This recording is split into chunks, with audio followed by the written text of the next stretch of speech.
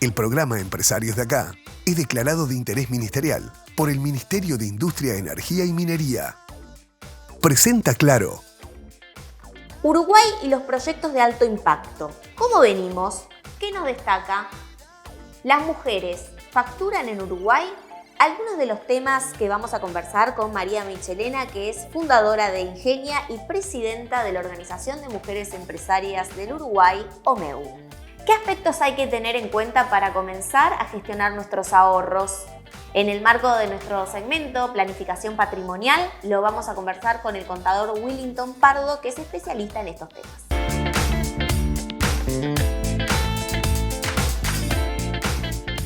Bien, lo anunciamos al comienzo del programa y hoy es un gusto tener el espacio de planificación patrimonial con el contador Willington Pardo.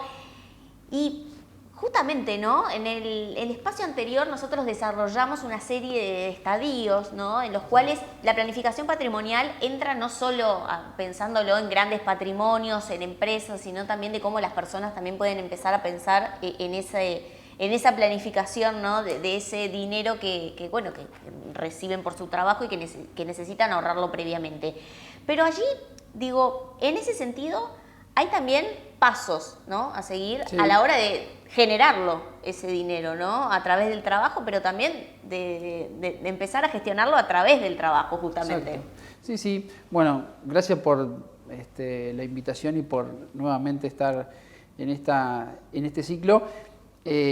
La última vez charlamos un poquito de la definición de planificación patrimonial. Decíamos un poquito que no pensemos en la planificación patrimonial, la sucesoria, la que a veces cuando googleás aparecen esos conceptos, sino pensemos planificación patrimonial, como tú decís, en un concepto más integral. O sea, básicamente es un proceso, como decíamos la última vez, hay que generar riqueza, lo que las personas físicas llaman ahorro, las empresas llaman resultados, ¿no? Luego gestionarlos, ¿no? Evidentemente después que nosotros lo tenemos gestionados, pensar en una jubilación, en un retiro, en un traspaso. Las empresas, incluso las familiares, tienen muchos problemas en el tema de los traspasos a las siguientes generaciones.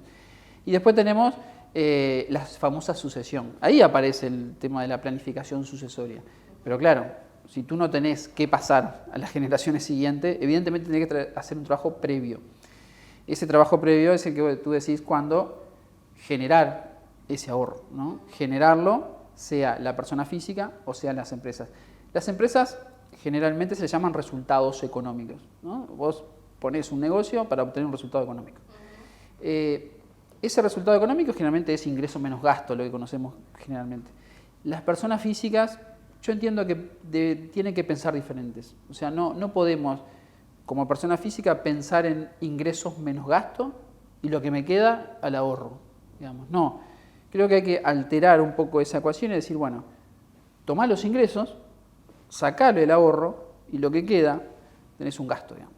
Eso es, digamos, principal para una actividad personal, para no caer en el famoso inflación del estilo de vida, ¿no? Ajá, qué interesante ese concepto. Sí, hay mucha gente que quizás te pasa cuando te dicen, no, yo ganaba 100.000 pesos por mes y no me daba y ahora gano 200 y tampoco me da.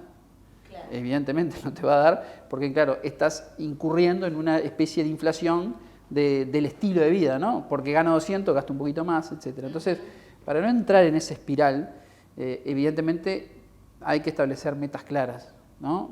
Sobre todo en el aspecto personal.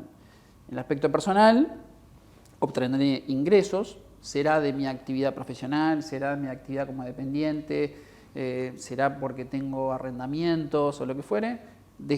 Recibiré esos ingresos y los juntaré, digamos, y veré cómo los gestiono de cara a que voy a vivir cerca de 100 años y que si queda algo después de eso, lo voy a traspasar. ¿Ah? Entonces, eso es en cuanto a la persona física, digamos, ¿no? Después las empresas generan resultados también, ¿ah? Cualquier negocio genera resultados, ¿está bien? Esos resultados también, digamos, el titular de la empresa, el que fuera, tiene que decidir qué hacer con esos resultados. Claro. ¿Ah? O bien los invierte en la propia empresa, ¿ah? Eso es un camino. Es una decisión que ahora si querés después lo podemos hacer un comentario más. O decir, bueno, esta empresa la verdad me genera estos resultados, pero la empresa no es eficiente, digamos, no me logra a mí darme el resultado que yo quiero y lo tengo que sacar de esa empresa y ponerlo en otro negocio, que es lo que generalmente se llama como dividendos. Sí. ¿No? Saco los dividendos, los saco de esta empresa porque en realidad no es rentable, por más que tenga ingresos y resultados positivos, pero no es económicamente rentable, y la tengo que sacar y alojar en otro sector, digamos, para obtener utilidades y armar mi portafolio de retiro, ¿no? Entonces, en principio, de ese proceso de planificación, el primero, que aplica tanto para las personas, nosotros lo hacemos, lo tenemos que hacer, y después las empresas, ¿no? Ahora, allí parece como, digo, me da la sensación de que en las empresas obviamente es una actividad más que común, ¿no? Es un must. Y quizás en las personas físicas, no sé, como tú, como también profesional, que también asesora fuertemente lo que es planificación patrimonial de personas físicas, ¿qué está pasando allí en Uruguay? Digo, ¿podría hacerse más de lo que se hace? Sí. A ver, la planificación patrimonial tiene 3 componentes, ¿no? Que hay que cuidarlo siempre. Uno es la planificación fiscal, de vamos a hacer algún comentario. La planificación financiera, evidentemente esto se trata de tener claro conceptos básicos de finanzas, por eso le doy, digamos, las felicitaciones a quienes se capacitan en el tema de finanzas, ¿ah? Porque tanto para su empresa como para los temas personales. De hecho, últimamente ha ido como una ola de capacitaciones a nivel de finanzas. Y el otro es la planificación legal, ¿tá? Después vamos a hacer algunos comentarios, pero esas son las 3 patas de un taburete que banca la planificación patrimonial, digamos. En Uruguay creo que hay algunas cuestiones desde el punto de vista fiscal que no favorecen o bien el ahorro, de hecho claramente no lo favorecen. Ejemplo, si tú ahorrás y compras un fondo de inversión, algo para complementar tu retiro, para que sea complementario de las jubilaciones, eso no es deducible en el IRPF, por ejemplo. Sin embargo, en otros países sí. Lo único que es deducible es el ahorro obligatorio, es los aportes que haces a la caja de profesionales, por ejemplo, o los aportes que haces al BPS, eso sí te lo dejan deducir. O sea, desde el punto de vista fiscal tenemos algunos quehaceres para fomentar el ahorro, ¿no? Para fomentar primero el ahorro, no castigarlo, no castigarlo con impuestos, y después fomentar que las personas, todos nosotros, podamos y tengamos instrumentos eficientes desde el punto de vista fiscal para lograr invertir en ellos, planificar mi retiro y que sea un complemento, digamos, de las jubilaciones, ¿no? Entonces tenemos mucho para hacer. No voy acá, digamos, a listar cada uno, pero desde el punto de vista fiscal, yo que, digamos, me dedico a la parte más bien fiscal, hay infinidad de casos que te podría decir donde no está contemplado que una persona física o que fomente el ahorro, digamos, ¿no? Que una persona física pueda ahorrar algo de su sueldo y invertirlo en determinados instrumentos. Hoy no hay que trabajar mucho en ese sentido. Bien, vamos a conversarlo en una próxima columna, te desafío a este tema. Y vas a hacer unos comentarios justamente respecto, ¿no?, a lo que es la planificación tributaria, ¿no? Que no menor, que es a la hora de decir, bueno, tengo este dinero o genero o pienso en generar este dinero, pero también tengo que planificar cuánto de ese dinero va a ir a tributo y qué me queda, ¿no? Sí, tal cual. Sí, tal cual. Mira, vos siempre tenés que pensar en el tema de la planificación tributaria. Evidentemente la planificación fiscal es un costo. O sea, el impuesto, ¿no?, para mis finanzas es un costo. Salvo algún impuesto como el IVA, que es muy particular, pero pensemos que todos los impuestos erosionan, digamos, mi rentabilidad. Evidentemente tengo que planificar. Pensemos que para planificar fiscalmente yo tendría que tener 3 objetivos. O evito el impuesto, que se puede evitar. Hay impuestos que se pueden evitar. Ejemplo, yo tengo un activo grabado y si al cierre del ejercicio me lo van a grabar con impuesto al patrimonio, puedo optar libremente, legalmente, de comprar uno exento. Se puede evitar los impuestos. Y como esos, miles de ejemplos. Si no lo puedo evitar, lo puedo reducir. ¿Cómo lo reduzco? Si sos una empresa, documentando bien los gastos, haciendo uso de exoneración por inversiones. Si sos una persona física, haciendo deducciones de arrendamientos en tu IRPF, optando por liquidar por núcleo familiar, deduciendo tus cuotas de compras hipotecarias en tu IRPF. Hay muchas medidas que se pueden tomar para reducir el impuesto. Y si no lo puedes reducir, tenés que buscar otra alternativa, que sería diferirlo. O sea, yo entiendo que te voy a pagar hoy el impuesto, o sea, siento y entiendo que lo voy a pagar, pero no te voy a pagar ahora. Te lo voy a pagar cuando yo lo destine. Ejemplo, ¿qué sentido tiene comprar o invertir en un instrumento que me dé ganancias hoy, cuando yo hoy no las necesito? Tributaría, por ejemplo, si soy una persona física, IRPF, cuando yo no lo necesito ese dinero. Necesito que siga la maquinita y siga generando. ¿Qué es lo que podría hacer? Bueno, tomar un fondo que no sea distributivo, por ejemplo, que sea acumulativo y que en realidad no me distribuya hasta cuando yo lo necesite. Entonces, ¿qué es lo que haría ahí? Difiero el pago del impuesto. No te lo pago ahora. Cuando me lo paguen, pago el impuesto. Cuando pago el impuesto, que es cuando lo necesito. Muchas veces se paga impuesto a pesar de que no necesitas el ingreso. Típica, que generalmente en inversiones se dan esas cosas, ¿no? Incluso si tenés una empresa. ¿Qué sentido tiene distribuir todos los años o no?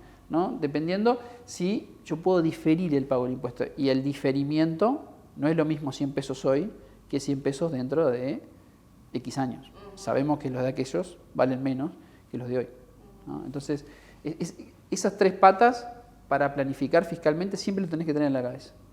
O evito, o reduzco, o difiero. Y en definitiva, el resultado de eso es lo que me puede permitir tener un mejor ahorro o sin duda, más dinero para el ahorro. Porque el impuesto te erosiona la rentabilidad. Evidentemente se te queda con una cuota aparte de ganancia. Si esa ganancia, en lugar de pagársela al fisco, la pones a trabajar, evidentemente es dinero que tú capaz que no ves, pero digamos de 100 pesos hay 12 o 15 o 25 que no te están generando rentabilidad, ¿no? Entonces, es importante siempre tener en la cabeza la parte fiscal, porque es uno de los pilares, digamos, ¿no? Después además de la planificación legal. Bien, que es otro aspecto no menor a la hora de la planificación patrimonial, y que seguramente vamos a ver en los próximos encuentros. Hoy ya vimos de alguna forma en qué pensar cuando estamos generando el dinero, ¿no? Y allí también la mejor estrategia para el ahorro. Sí, exacto. Después veremos otros estadios que son interesantes hasta llegar al final, ¿no? De lo que es, bueno, ¿qué hago con esto? De nuestra vida incluso, claro, ¿no? Bien. Al final de nuestra vida. Hoy estamos activos, pensamos en generar y en pagar menos impuestos. Sí.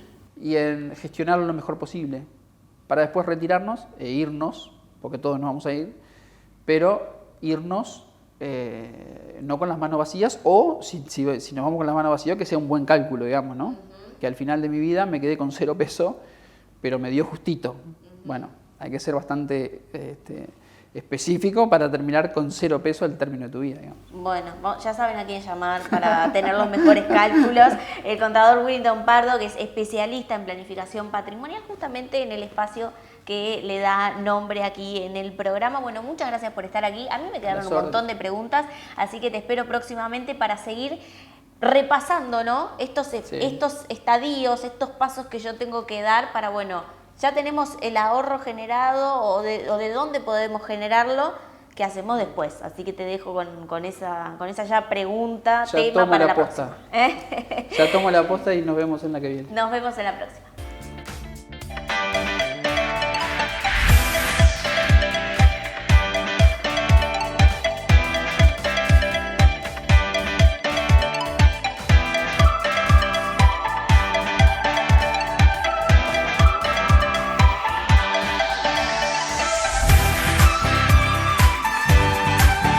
Betel, única cadena de centros de estética y spa del Uruguay.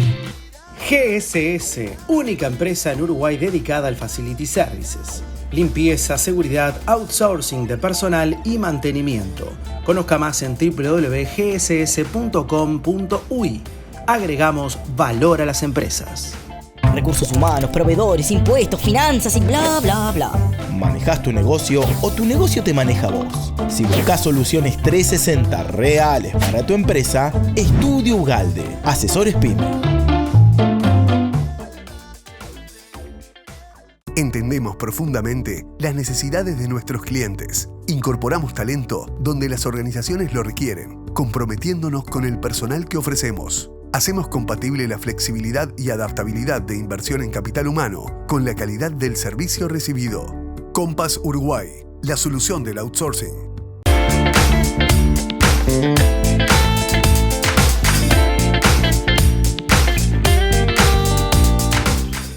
Presenta este espacio Compass Uruguay, soluciones para outsourcing de personal.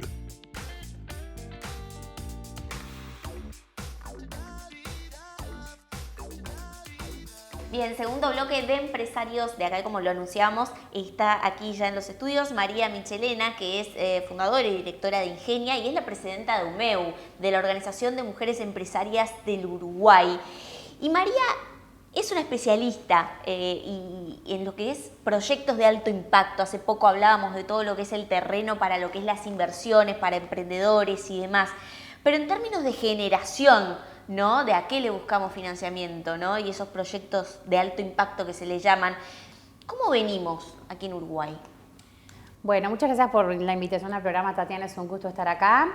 Un poco mi abordaje va a ser capaz desde algo más global y te diría que desde mi concepción Uruguay es un país de alto impacto y como tal Uruguay como proyecto podemos encararlo dentro de esa óptica y es, si lo miramos como en este concepto de país, Uruguay y cómo venimos es quizás uno de los países que más está trabajado en lo que es la inversión de impacto.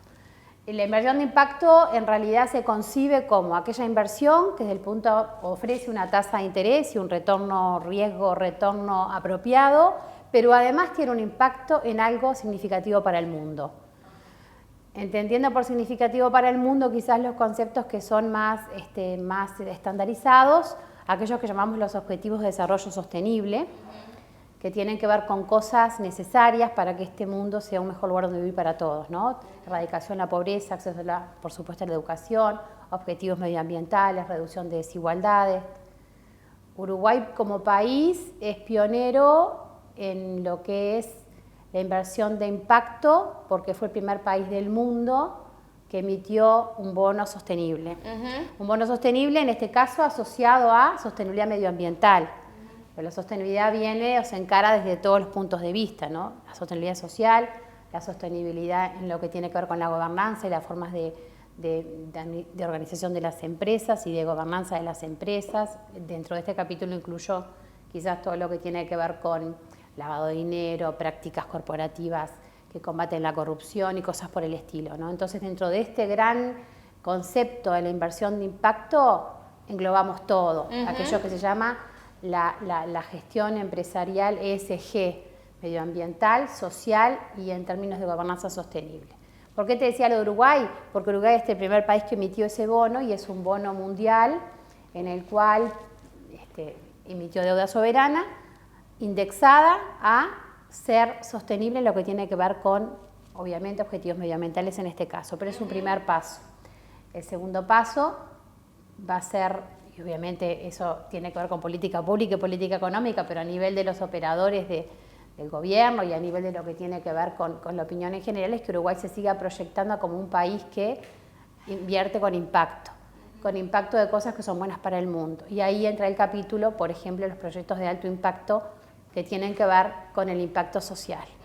Dentro de impacto social, obviamente vamos a proyectos que tienen que ver con proyectos que además, o inversión que además de obviamente aportar un retorno económico, aportan este plus y a la vez y deliberadamente afectan o de alguna manera canalizan fondos para ámbitos de actuación donde se da este impacto que estamos hablando. A ver, por ejemplo, ¿qué sería? Como por ejemplo, decimos, bueno, por ejemplo, todo lo que tiene que ver, un proyecto dentro de lo que sería un proyecto de impacto en lo que tiene que ver con, por ejemplo, y es lo que un poco, quizás por mi métier más particular en este caso, en lo que tiene que ver con reducción de desigualdades. Un proyecto de alto impacto que apunte a la reducción de las brechas de igualdad en lo que tiene que ver con género, está claramente concebido como tal, o de repente en el acceso a la educación, o de repente en el acceso a diferentes, a la educación o al financiamiento para sectores que no acceden. Todo eso tiene que ver con impacto, una inversión de impacto, porque a la vez de ser una inversión financieramente elegible, tiene un impacto en otro ámbito de un objetivo de desarrollo bueno para el mundo. Y así como vienen las mujeres emprendedoras pensando en esto, en Sí, Uruguay sí. específicamente, tú que lo ves de primera mano, tanto en OMEU como también en los distintos programas que ustedes manejan, digo, ¿están con iniciativas en ese sentido aplicables? Porque a veces, ¿no? Las ideas Sí, sobran, sí, sí, sí. pero muchas veces de muchas ideas son pocas las que pueden llegar a tener frutos efectivos. Sí, totalmente de acuerdo. Estás muy en lo cierto, Tatiana. Y bueno, hay muchas organizaciones que trabajamos muy activamente en lo que tiene en el lado de la oferta, es decir, emprendimientos tales que además que buscan en su propósito, en su enfoque de negocios, impactar, por ejemplo, en la reducción de alguna brecha de género. También trabajamos, y hay que trabajar, y ahí es parte del cómo viene, en una segunda pata del asunto, que es desde el lado de la oferta. Hablamos de instituciones que financian estos emprendimientos para que esto de la inversión haga sentido y haga un match entre la oferta y la demanda.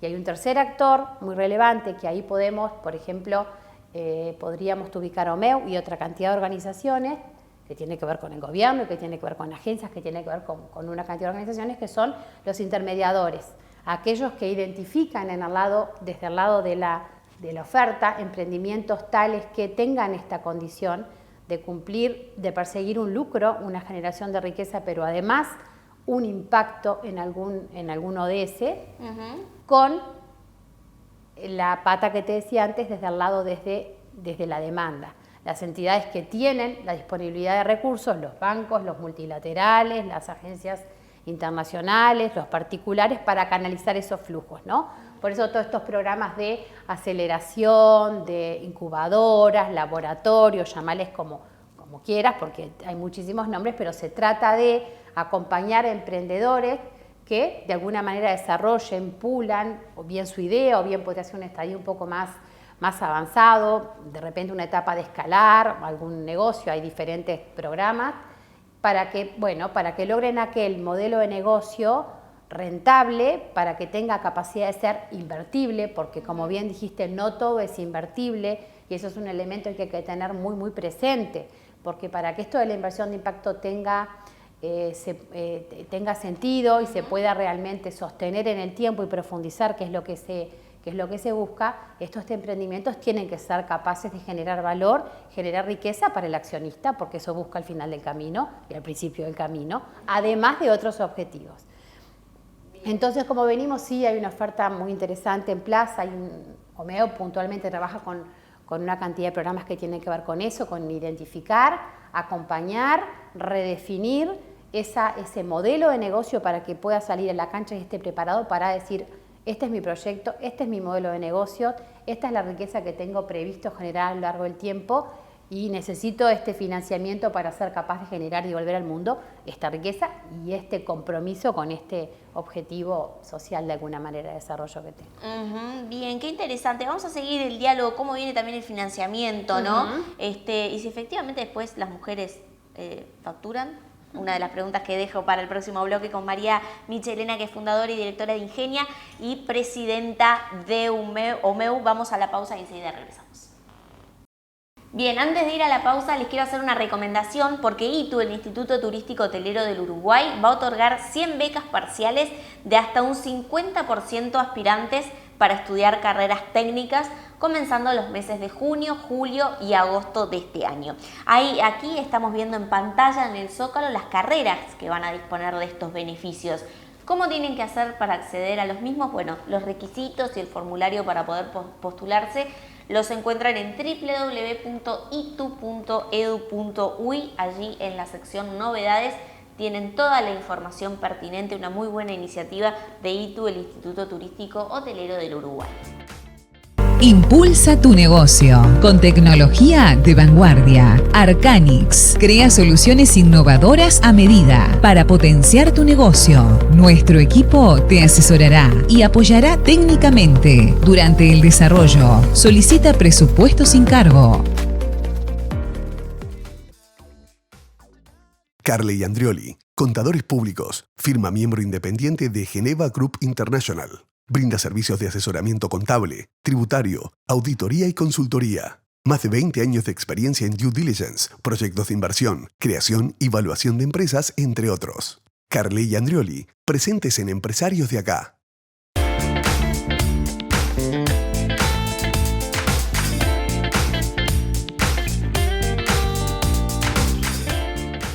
Carley Andrioli, presentes en Empresarios de Acá.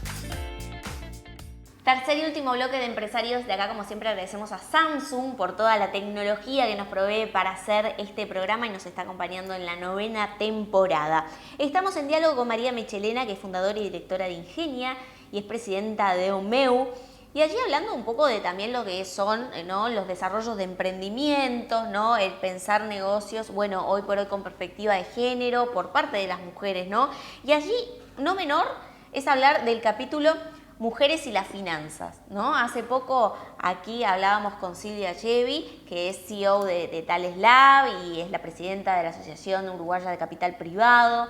Y bueno, no menores son algunas particularidades que ellas nos marcaban a la hora de las mujeres y las finanzas, ¿no? Que a veces les cuesta un poco más o son un poco más retraídas al pensar esto no es para mí.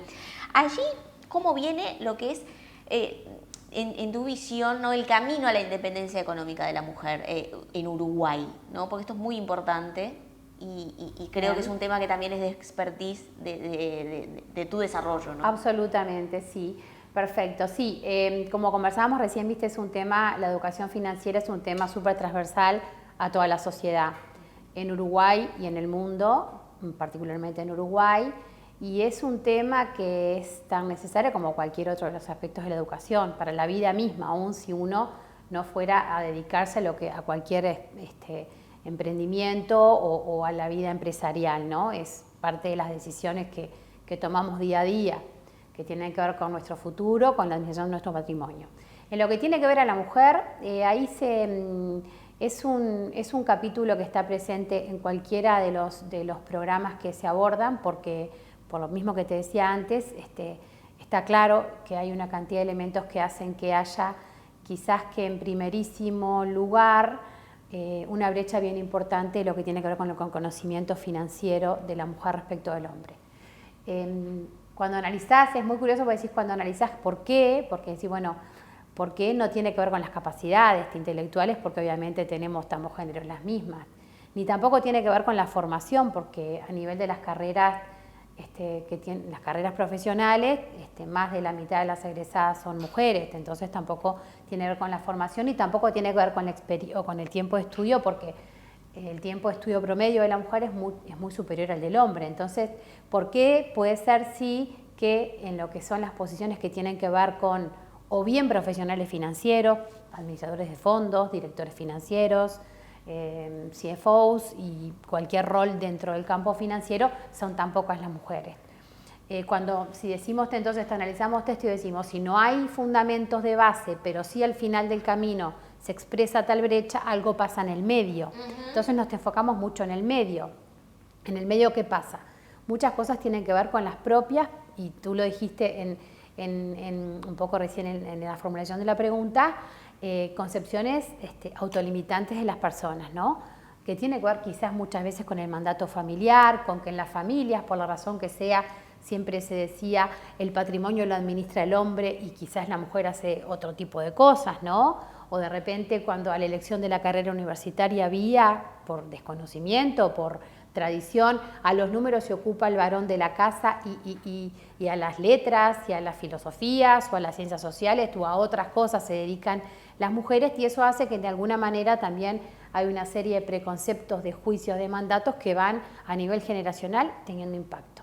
Entonces, un plano muy importante es trabajar en lo que tiene que ver con la propia concepción o percepción autolimitadora de la habilidad para el manejo de las finanzas. La autocensura. La autocensura, exactamente, este es un excelente nombre, la autocensura.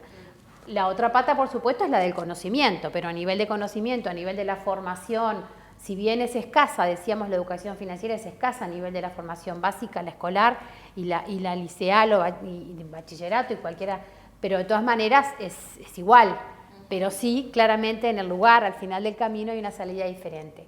En esto de la independencia financiera, a ver, cuando decimos la autonomía económica tiene muchos planos. La autonomía económica al final del camino es la herramienta que posibilita la libertad de las personas.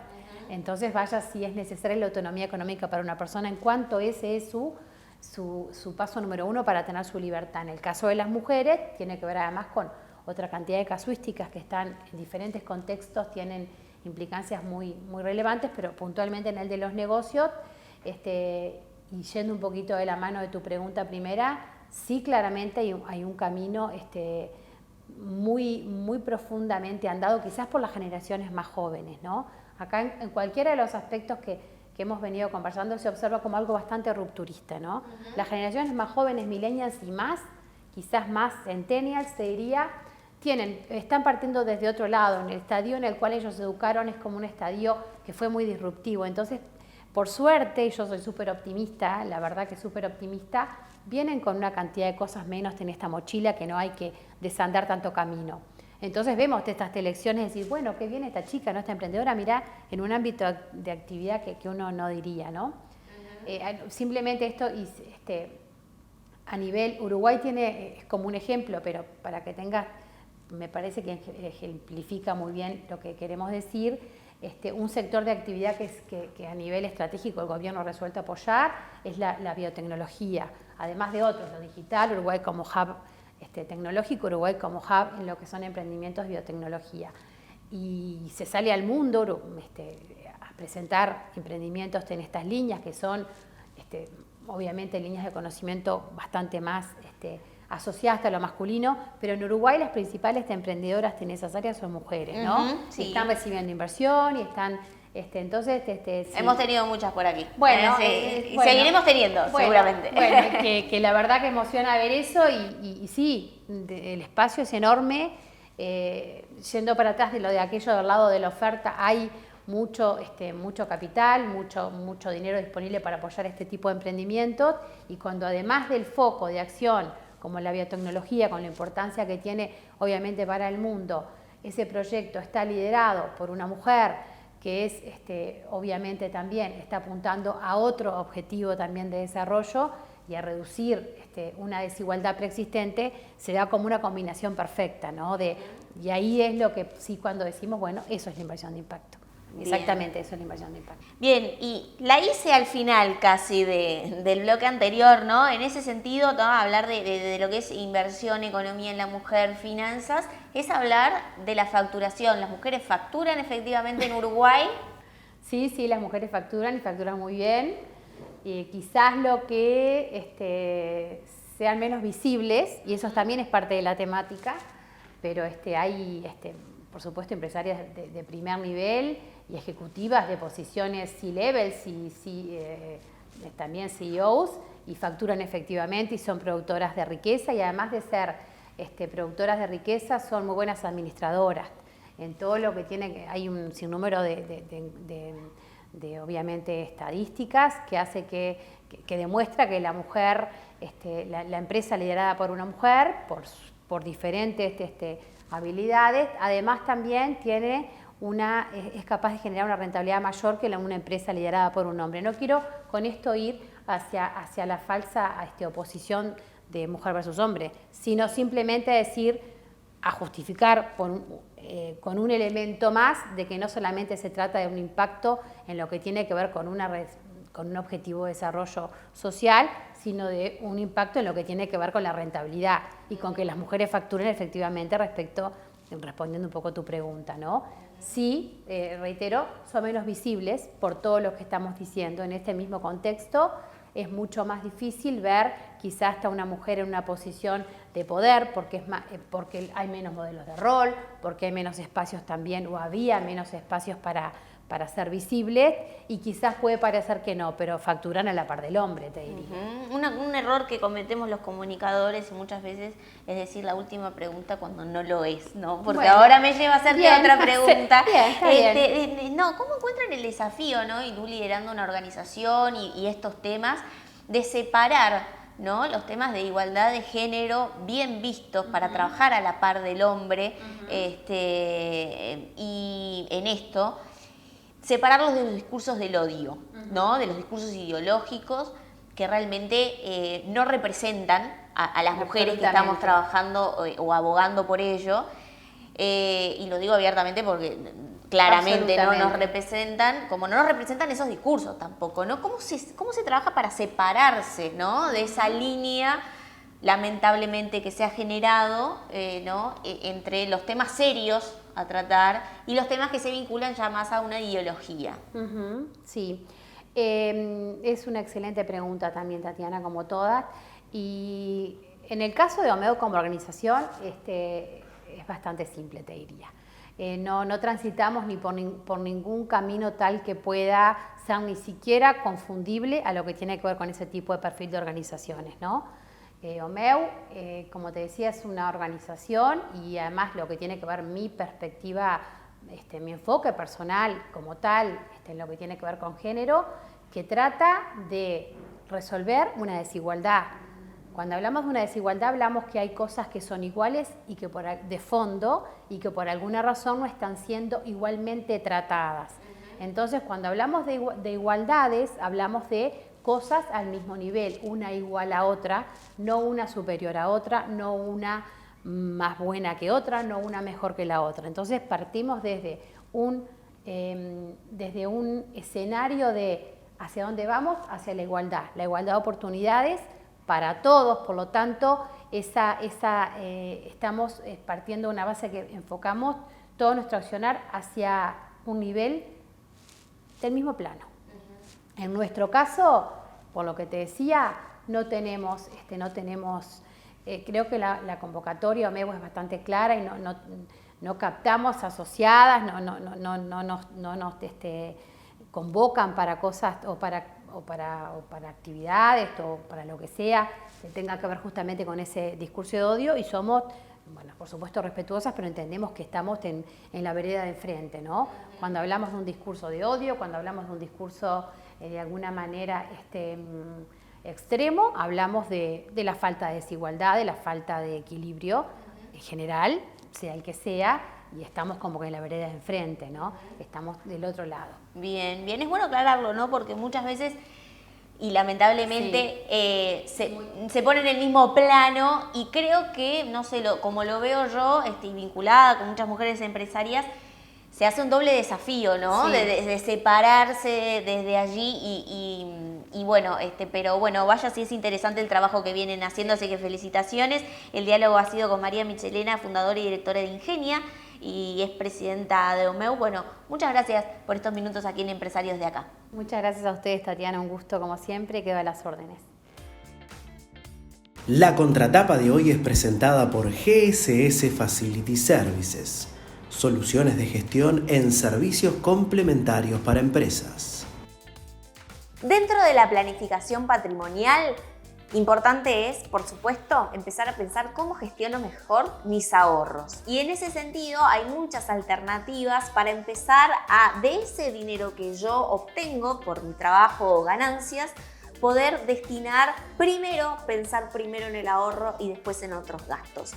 Otro de los temas que vimos hoy en el programa de Empresarios de Acá es que Uruguay es un país de alto impacto, según nos decía nuestra entrevistada, y allí entran proyectos de alto impacto para el cuidado del medio ambiente, emprendimientos vinculados en ese sentido y también en buscar la mayor participación de la mujer en los negocios.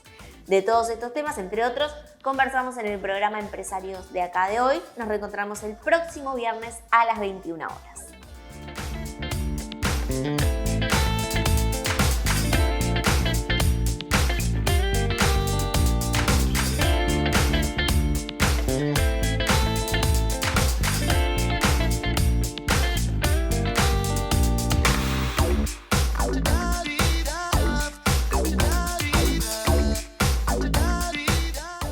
presentó Claro,